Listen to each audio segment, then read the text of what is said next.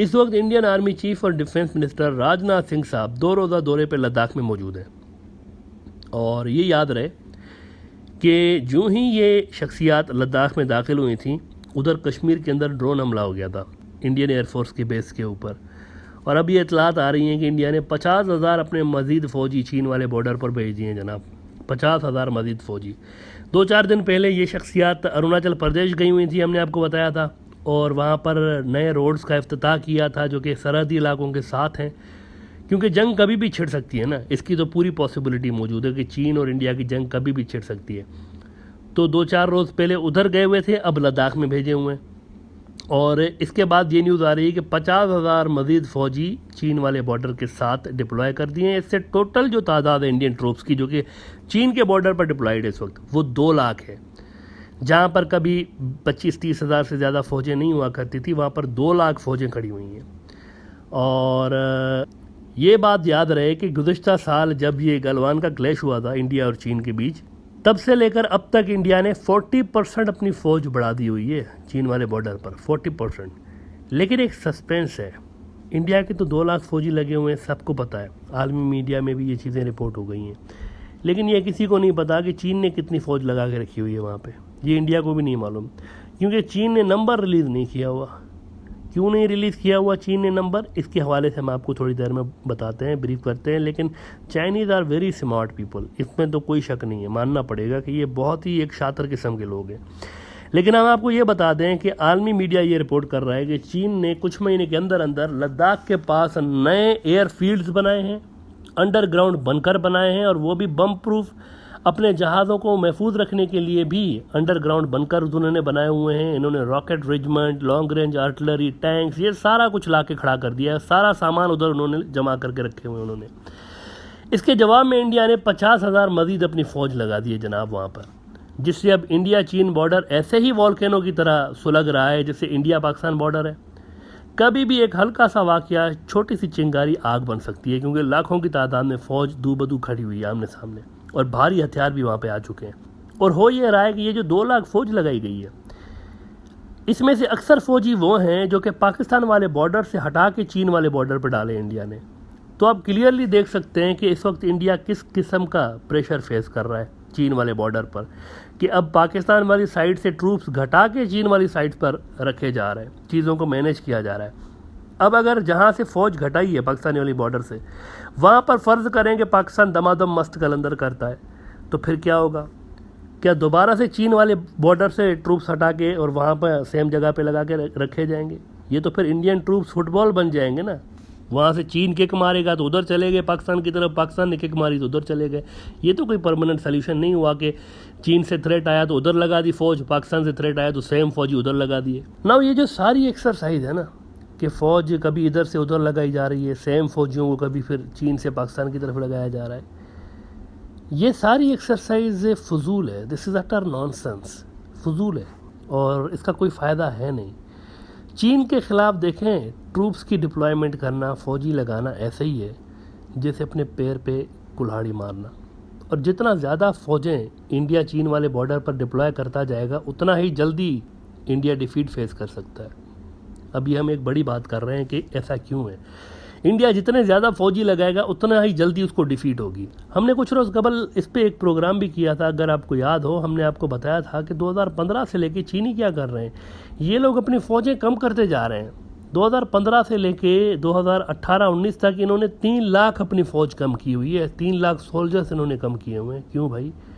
This is not because they don't have money to manage such a big military, ऐसा नहीं है, बल्कि 2015 से लेकर तो वो अपनी मिलिट्री का बजट मुसलसल बढ़ाते जा रहे हैं, लेकिन नंबर ऑफ़ ट्रूप्स कम करते जा रहे हैं। बजट बढ़ रहा है, फ़ौजें कम हो रही हैं, क्योंकि चीन अपनी फ़ौज को नेक्स्ट लेवल पर ला चुका है। ला रहा है नहीं, ला चुका है, जहाँ पे इंसानों से ज़्यादा मशीनों का रोल अहम है। और वो अपने फाइटर जेट्स जो है ना, जो उनके फाइटर जेट्स होते हैं, वो भी अब बिना पायलट के बनाने की तैयारियां कर रहे हैं। मशीनें लड़ेंगी। तो इंडिया की जानिब से फ़ौजें बढ़ाना चीन वाले बॉर्डर पर, ये एक फजूल, आउटडेटेड और एक नॉनसेंस किस्म की सोच की अक्कासी है। जब आपको मालूम है कि सामने आपका दुश्मन इंसान नहीं है, टेक्नोलॉजी है, तो जितने ज़्यादा आप फौजी लगाएंगे उतना ही ज़्यादा आपका खुद का जानी नुकसान होगा, चीनियों का नहीं होगा। और जितना ज़्यादा जानी नुकसान होगा उतना ही जल्द आपको पीछे भागना पड़ेगा। वहाँ से तैयारी ये हो रही है कि अगले कुछ साल के अंदर अंदर चीन ने लद्दाख, अरुणाचल प्रदेश, सिक्किम, ताइवान ये सब वापस लेना है और कम से कम जानी नुकसान के साथ वापस लेना है। फौजी नहीं मरवाने अपने, कम से कम मशीनें बनाएंगे, मशीनें लड़ेंगी हमारे लिए। वहाँ से ये तैयारियाँ हो रही हैं। और इधर से इंडिया क्या दिखा रहा है, हमारा सीना हाजिर है, मशीनें लेकर आ जाओ, देश के लिए मर मिटेंगे। यानी आ बेल मुझे मार, you simply can not fight with them. India can not fight with China. ये तो एक अंडरस्टूड सी बात है, इंडिया के साथ चीन का कोई मुकाबला ही नहीं है। इंडिया को चीन की डिमांड्स माननी पड़ेंगी, इंडिया को बैठना पड़ेगा चीन के साथ टेबल पे, अपने मामलात हल करने पड़ेंगे। इंडिया 20 साल पीछे है चीन से मिलिट्री टेक्नोलॉजी के एतबार से। इतने डेकेड्स तक इंडिया ने फेस क्या किया है, पाकिस्तान। इंडिया ने पाकिस्तान को फेस किया है। उधर से चीन ने किसको नज़र में रख के अपना डिफेंस सिस्टम बनाया इतने साल, इंडिया को नहीं, अमेरिका को, दुनिया की सुपर पावर को, कि हमने इनको पछाड़ना है। और वो कई मामलों में उनको पछाड़ भी चुके हैं। बहुत सारे लड़ाई के महाज ऐसे हैं जहाँ पे चीन अमेरिका से भी आगे निकल चुका है। और 2014 के बाद तो इंडियन फ़ौज मज़ीद डाउनग्रेड हुई है जब से मोदी साहब आ गए। मुकम्मल तौर पर सियासी तौर पर इनकी फ़ौज बन चुकी है। बल्कि बहुत सारे एनालिस्ट तो इंडिया की फ़ौज को अब बीजेपी की एक मिलिटेंट विंग कहने लगे हैं कि ये फ़ौज थोड़ी है, ये तो बीजेपी की मिलिटेंट विंग है। ये हुआ है। 8 साल तक इन्होंने पाकिस्तान को भी नहीं देखा है, 8 साल तक इन्होंने कश्मीर को देखा है सिर्फ, कि वहाँ पर जो एक ग्रुप्स लड़ रहे हैं ना, वहाँ पे जो मिलिटेंट ऑर्गेनाइजेशंस लड़ रही हैं, इनसे मुकाबला कर रहे हैं। 8 साल तक इन्होंने उनसे मुकाबला किया हुआ है, पाकिस्तान से भी नहीं। उनको देखो, क्योंकि मोदी साहब ये नई थ्योरी लाए थे कि अभी किसी खतरा नहीं है, age of expansionism is over. ये जो आगे बढ़ के ज़मीन पे कब्ज़ा करने वाली जो वक्त है ना, वो गुजर चुका है। अब वो वक्त नहीं है, कोई किसी की ज़मीन पे कब्ज़ा नहीं करेगा, वो ज़माना गुजर गया है। ये थ्योरी लेकर आ गए थे मोदी साहब। और उसके बाद मुकम्मल तौर पर इन्होंने अपनी फ़ौज को अपने फ़ायदे के लिए इस्तेमाल किया। 8 साल इन्होंने वेस्ट किए इंडिया की फ़ौज के। साथियों, विस्तारवाद का युग समाप्त हो चुका है।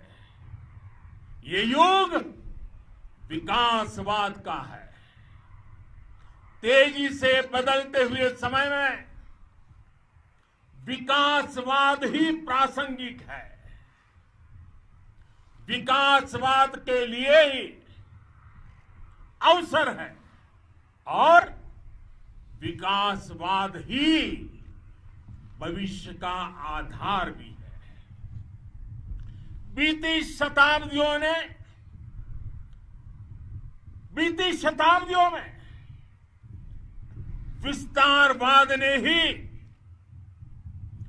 मानवता का सबसे ज्यादा हित किया, मानवता को विनाश करने का प्रयास किया। विस्तारवाद की जीत जब किसी पर सवार हुई है, उसने हमेशा विश्व शांति के सामने खतरा पैदा किया है। और साथियों, ये न भूले, इतिहास गवाह है कि ऐसी ताकतें मिट गई हैं या मुड़ने के लिए मजबूर हो गई है। लद्दाख में अपने ही ज़ेरे कंट्रोल इलाके के किसी पहाड़ी के ऊपर चौकड़ी लगा के फरमाते हैं कि अब चीन नहीं आ सकता, हमारे पास हाइट का बेनिफिट है, हमने चौकड़ी बनाई हुई है और पहाड़ के ऊपर हम बैठे हैं, तो अब चीन नहीं आ सकता। अरे भाई, जिनके साथ आपका पाला पड़ा हुआ है वो स्पेस में लोअर अर्थ ऑर्बिट पे राज कर रहा है, वो स्पेस की बात कर रहा है। इसके सैटेलाइट्स पूरी दुनिया को कवर करके बैठे हुए हैं। वो आपके ये पहाड़ भी देख रहा है, पहाड़ पे बनी हुई चौकड़ी के अंदर आपके फौजी जो लूडो खेल रहे हैं वो भी देख रहा है, और चौकड़ियों के पास किचन में पतली जो पानी वाली दाल बन रही है वो भी देख रहे हैं बैठ के। अगर मिलिटरली चीन से भिड़ना इतना आसान होता तो आए ना अमेरिका, ताइवान के अंदर क्यों नहीं आ रहा? कौन रोक रहा है उसे? वो तो सुपर पावर है, क्यों नहीं आगे बैठ रहा है ताइवान के अंदर? क्योंकि अमेरिकियों को पता है कि चीनियों के पास कितनी खौफनाक किस्म की टेक्नोलॉजी मौजूद है, जैम कर सकते हैं अमेरिका को भी वो। इंडियन फौज की कम्युनिकेशन लाइन्स ही अगर ख़त्म हो जाएं और उधर से अनमैन्ड जहाज़ आ जाएं, आप तो गोलियां चलाते रहेंगे, वो तो बुलेट प्रूफ होंगे, आप उन पर रॉकेट लॉन्चर लगाएंगे, जो भी लगाएंगे वो तो उसको अवॉइड कर जाएंगे। तो फिर चोटियों का क्या आप अचार बनाएंगे जब आपकी लड़ाई है ही मशीनों के साथ? तो ये जो बुढ़े बाबों वाली स्ट्रेटजीज़ बन रही हैं ना इंडिया की जानिब से कि पाकिस्तान के बॉर्डर से फ़ौज हटा के उधर लगा दो चीन के बॉर्डर पर, इससे ज़ाहिर हो रहा है कि इंडिया का डिफेंस सिस्टम आउटडेटेड हो चुका है मुकम्मल तौर पर, और कोई नई आइडियाज़ है नहीं, ना नए आइडियाज़ हैं ना नया सिस्टम है इंडिया के पास। वही 1970 1960 वाली टेक्नोलॉजी और वही चीज़ें हैं, और इससे आगे की चीज़ इंडिया के पास मौजूद है नहीं। मतलब जो भी थ्रेट हो एक ही हल है, फ़ौज लानी है, मज़ीद फ़ौज लानी है, मज़ीद फ़ौज लानी है, यही हल है बस।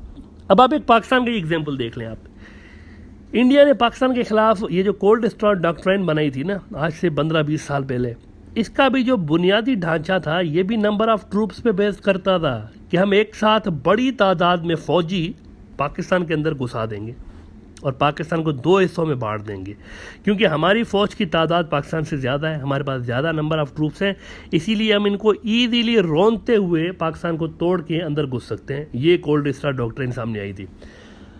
लेकिन जवाब में तब भी आज से 15-20 साल पहले भी पाकिस्तान ने कोई ट्रेडिशनल तरीका नहीं अपनाया था कि अच्छा आप 6-7 लाख फ़ौज लेकर घुसेंगे एक साथ तो हम भी एडिशनल 6-7 लाख फ़ौज डिप्लॉय कर देते हैं, ऐसा क्या है, इसमें क्या है।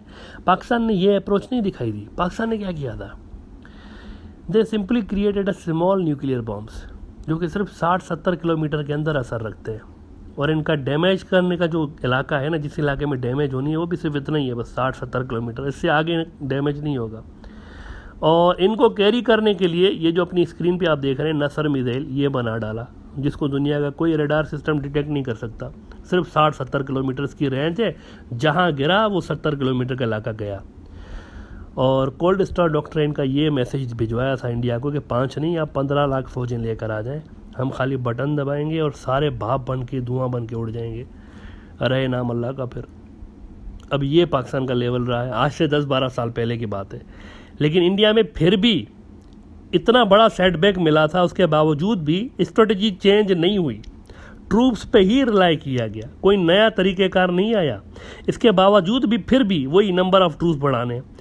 फिर आपने देखा क्या हुआ दोबारा फरवरी 2019 में, देखे ना, पता नहीं क्या इंडिया के मिसाइल डिफेंस सिस्टम के साथ किया है पाकिस्तान ने कि इंडिया के अपने मिसाइल डिफेंस सिस्टम जो थे अपने ही जहाज़ों को गिराते फिर रहे थे, बल्कि एक हेलीकॉप्टर को तो मिसाइल भी लग गया इंडिया का अपना। अब क्या किया है पाकिस्तान ने कि इंडिया के अपने जो मिसाइल हैं अपने ही जहाज़ों को लग रहे हैं। एक हेलीकॉप्टर के अंदर के कोई 6 फौजी थे, सारे के सारे हलाक हो गए थे। ये अभी की बात है। तो पाकिस्तान के साथ ही टेक्नोलॉजी की अगर आप बात करें तो इंडिया का ये लेवल रहा है। तो चीन तो फिर भी आगे की चीज़ है, चीन तो फिर भी चीन है, वहाँ पे तो अमेरिका के भी पर जलते हैं उनके साथ फड्डा लेने में। तो वहाँ पे आप अगर इस तरह से फ़ौजी भेजेंगे उनकी सरहद पे उनके फ़ौजियों के साथ लड़वाने के लिए, तो ये आपके अपने फ़ौजियों के साथ जुल्म है, इंडिया के फ़ौजियों के साथ ये जुल्म है। ये इनको मौत के मुंह में धकेलने जैसा है। When you know that you stand nowhere, you don't have any chance against them, फिर भी अगर आप उनको भेज रहे हैं चीन के बॉर्डर पर, तो ये इन बेचारे फ़ौजियों के साथ जुल्म है बहुत बड़ा। तो अभी भी टाइम है कि मोदी साहब वाली ये जो ढाबा डिफेंस पॉलिसी है ना, इसको तब्दील करके किसी अक्लमंद इंसान को लाया जाए और पाकिस्तान और चीन के साथ मामलात टॉक्स के ज़रिए हल किए जाएँ। This is India is not going anywhere. इस स्ट्रेटजी के साथ, इस माइंडसेट के साथ इंडिया सिर्फ नुकसान की तरफ ही जा रहा है और इंडिया को आइडिया ही नहीं है। मीडिया में भी क्या हो रहा है, इंडिया की रिटायर्ड फौजी आ रहे हैं 1970 में जिन्होंने जंग लड़ी हुई है, 1965 में आके बैठ रहे हैं, ओ जी हमारे पास तो हाइट का एडवांटेज है। ये 2021 है, जिस ज़माने में ये लोग फ़ौज में थे वो ज़माना और आज का ज़माना, इसमें ज़मीन आसमान का फ़र्क आ चुका है। अब इस ज़माने में हाइट्स नहीं, मशीनें लड़ रही हैं, मशीनों का ज़माना आ चुका है और इंडिया के पास ऐसी कोई कैपेबिलिटी मौजूद नहीं है। तो इंडिया को ये सारी चीज़ें चेंज करनी पड़ेंगी। अगर पाकिस्तान और चीन के लिए नहीं कर सकते तो कम से कम इंडिया के फ़ौजियों के लिए ये चीज़ें चेंज करनी चाहिए। बिला वजह उनको इस तरह ख़तरे में डालना कोई मुनासिब बात नहीं है।